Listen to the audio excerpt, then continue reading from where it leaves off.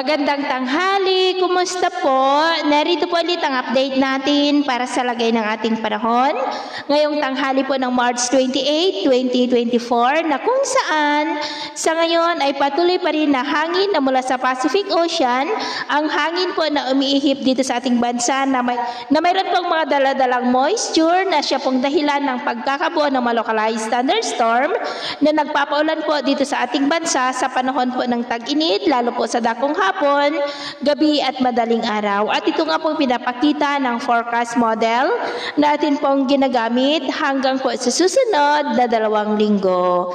At sa lagay ng ating panahon, ngayong tanghali ay maayos ang panahon sa malaking bahagi ng ating bansa, pero may tsansa pa rin ng maulap na kalangitan with isolated rains sa silangang bahagi po ng ating bansa, lalo mula po dyan sa ilang bahagi ng Gonzaga, Santa Ana, Cagayan, Maconacon, Divilacan, Aurora, Infanta, Naga, Catanduanes, Legazpi, Sorsogon, ilang bahagi ng Palawan, Samar Provinces, Leyte, Caraga, Davao Region at ilang bahagi po ng South Cotabato.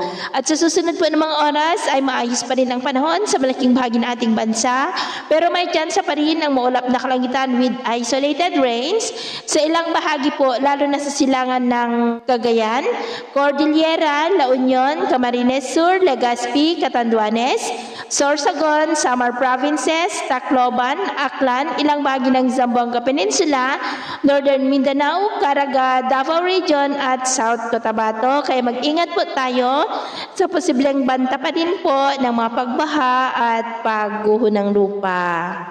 At sa atin naman pong mga baybayin, wala naman po tayong nakataas na namang gale warning signals, pero iba yung pag-ingat lamang po kung papalaot tayo para mas makaiwas sa mga sakunang pangkaragatan. So, yun po ng latest update natin sa araw na ito. Ito po muli si James na nagsasabing, sa kahit anong pagsubok po na darating sa ating buhay, wag na wag po tayong mawawalan ng pag-asa. Thank you and God bless.